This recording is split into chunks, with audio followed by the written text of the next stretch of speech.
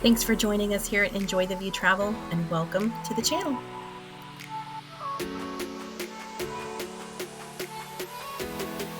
Let's cruise Enchanted Princess Edition. Let's go. Hey. Well, obviously this recording is well after we have already been on the cruise. And so we're getting ready to get started with our cruise series for Enchanted Princess. And this is our first time that we will be on Enchanted Princess. And so today we are going to start off with our travel day from B&A in Nashville to Fort Lauderdale. We always fly in the day before we cruise, just in case of delays or cancellations. It's just, the cruise isn't going to wait for you. So I don't want to take that chance.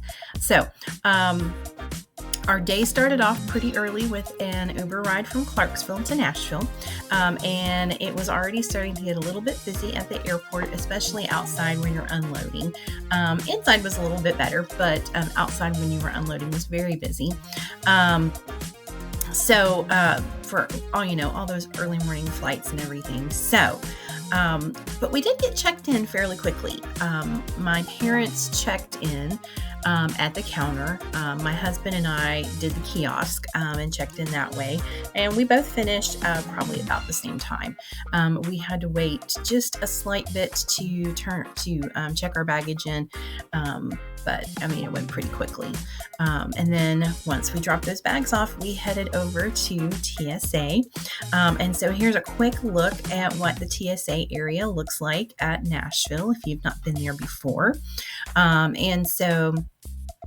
As you can see over here in this area and right here, that is your regular security TSA check-in.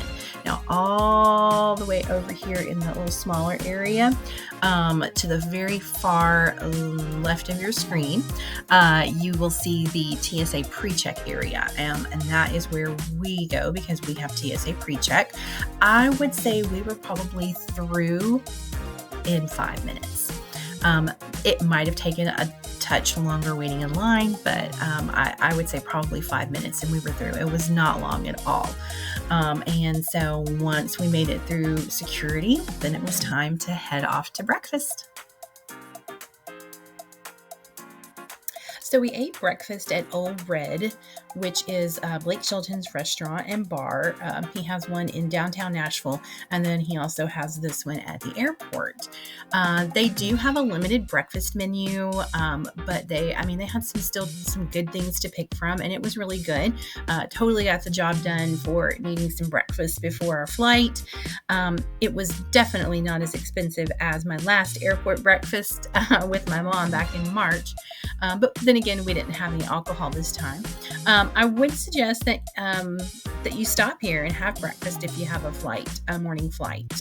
Just know that if you're coming early, you do have to sit at the bar top, like we're sitting, until enough people get there so that they can open the main part of the restaurant. Now, my theory behind that is that it is a staffing issue because it was so early in the morning.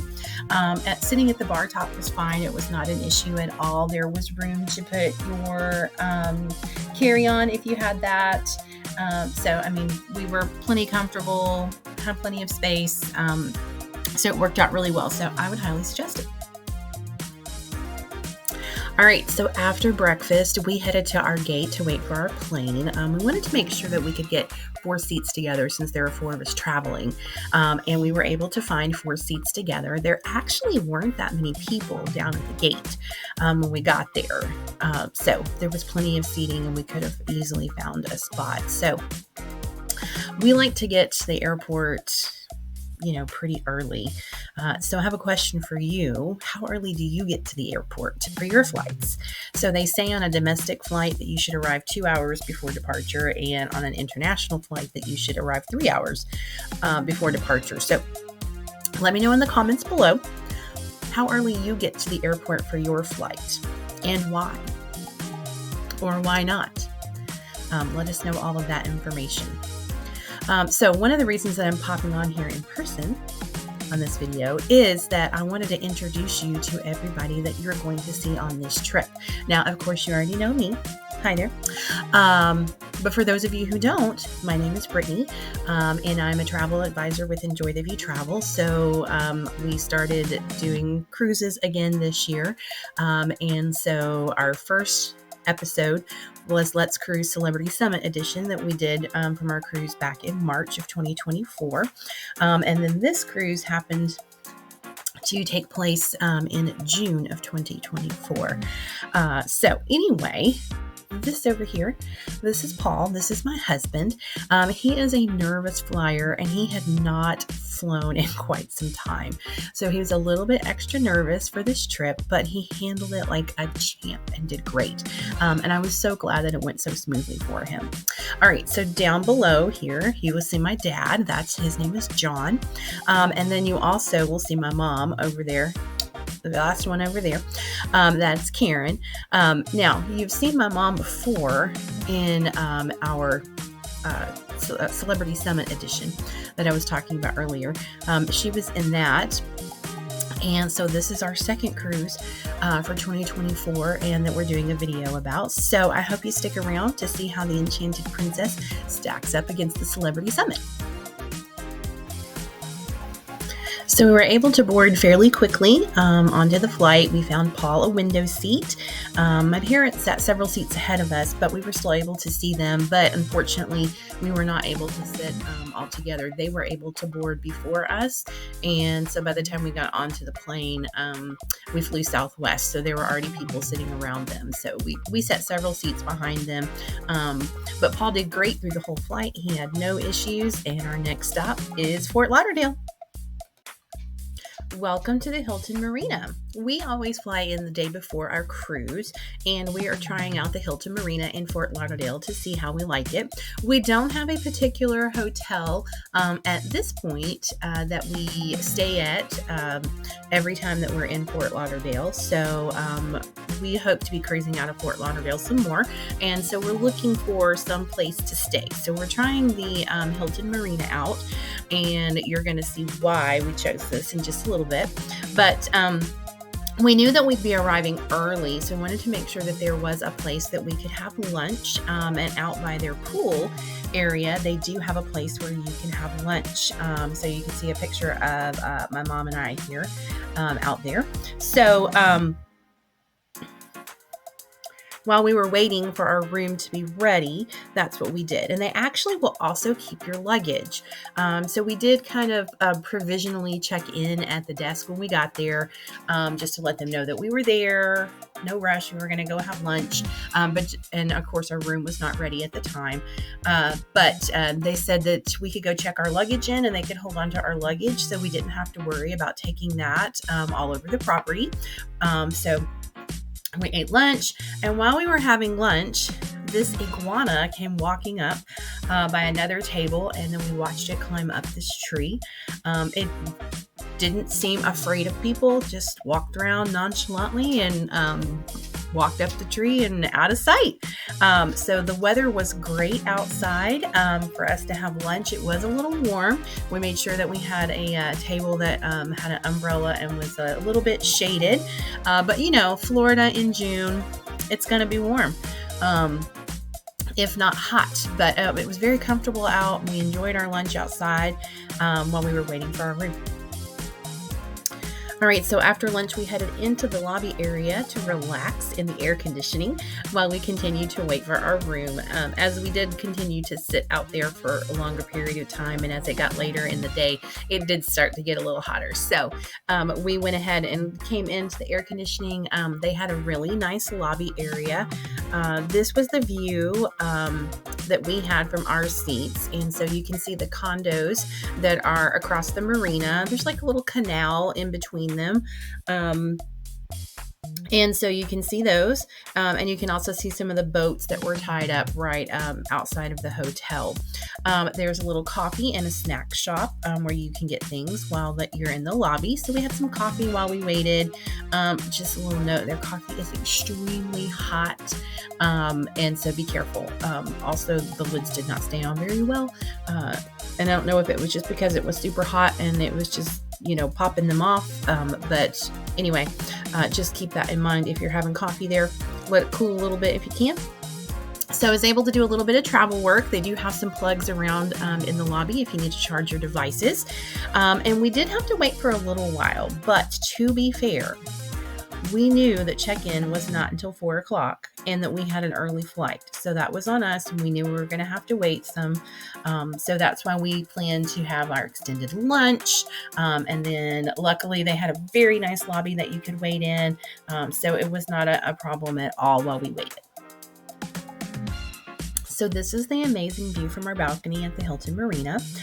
We are on the 14th floor, I believe. We got to see the drawbridge and all the yachts and the sailboats that we're going through. And if you see that yellow boat at the very bottom, that is the water taxi. And there's a stop right at this hotel. So you can easily hop on the water taxi and go visit the rest of Fort Lauderdale. Now, we did not do that on this trip, but hopefully in a future trip we will, and we can feature that for you. So this is a video that I took of the drawbridge opening. I have doubled the speed for you because it was like 6 minutes long. I also turned the volume off. There was a lot of conversations that were going on around us. So I have some music set to it, so that should help. And as you can see, it stays open for several minutes. So if you were someone who lived here or were traveling here, you would have to kind of keep that in mind if you're crossing this bridge, especially if you are pressed for time. I'm sure there are ways around this, but you can see the different types of yachts and the sailboats that are going through. So if you stay at the Hilton Marina, I suggest that you stay up as high as you can, and you stay on the port side. That way you can get these great views of the drawbridge and some other views that will be coming up soon. So enjoy the drawbridge.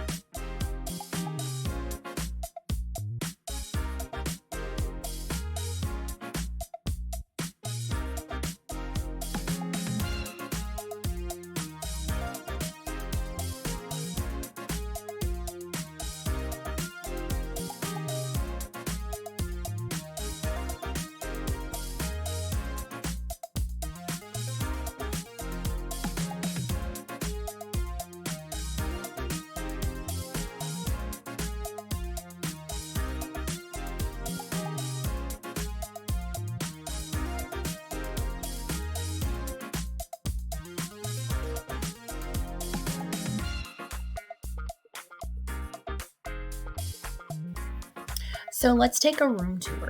This is a room with 2 queen beds. When we come in the door, there's a bathroom and a closet area, and we'll take a look at that later. So you have your 2 queen beds here on the right. The dresser and the TV are on the left.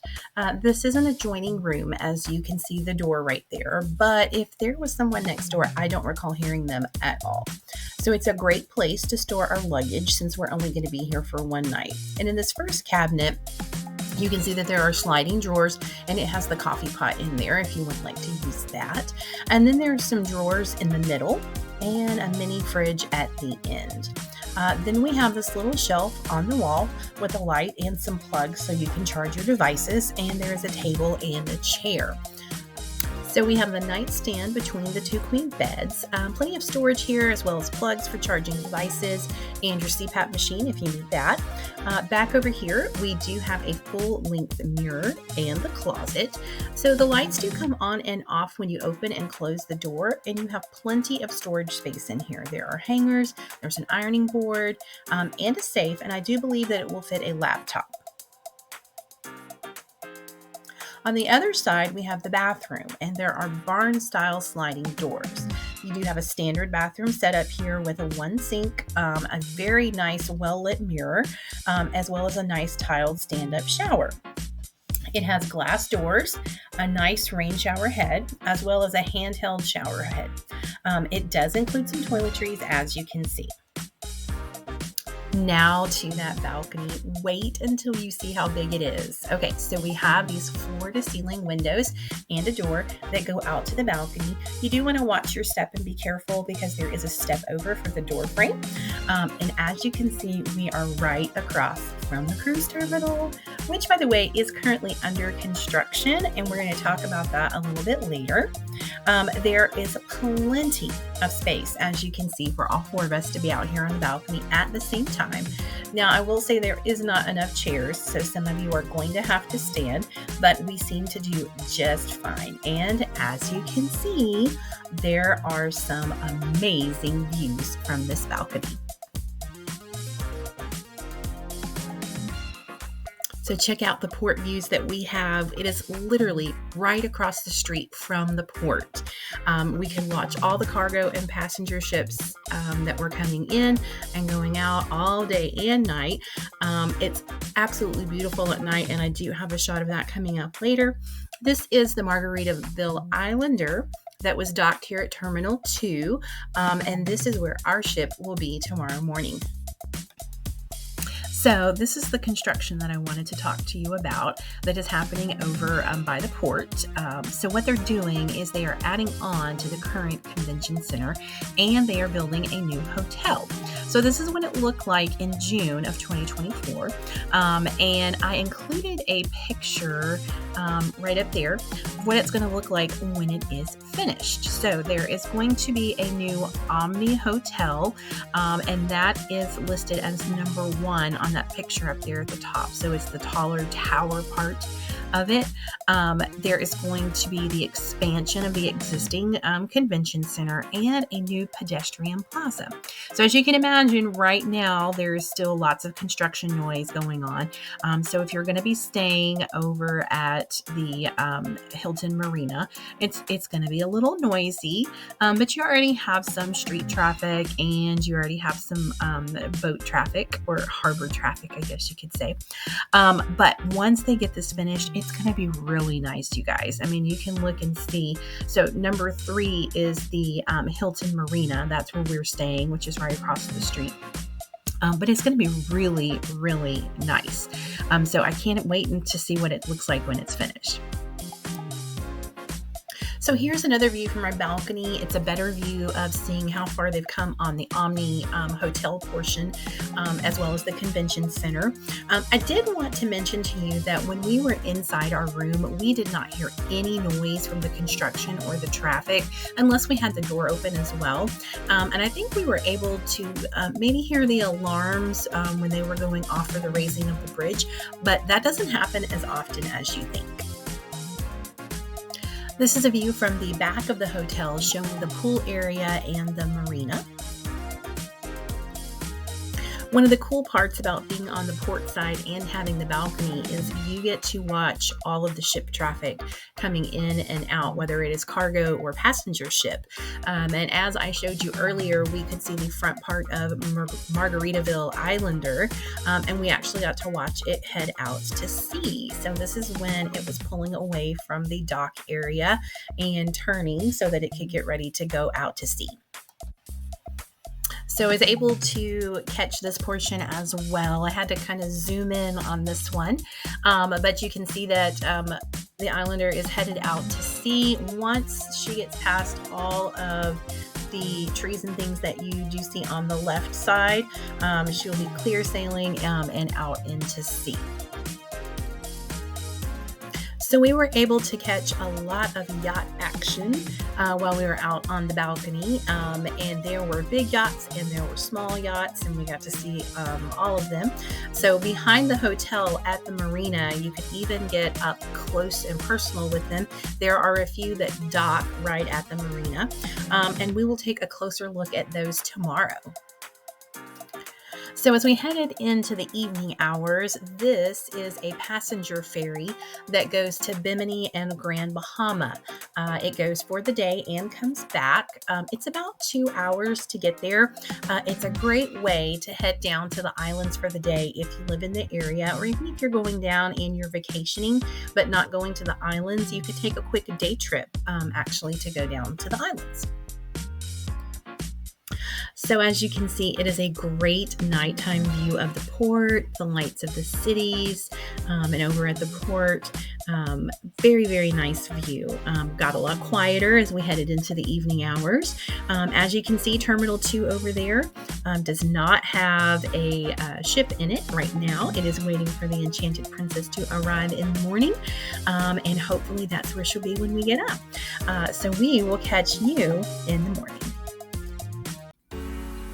Thank you for watching Let's Cruise Enchanted Princess Edition. Be sure to visit us at enjoytheviewtravel.com. Hit that like, share, and notification bell. Be sure to subscribe so you don't miss the next episode.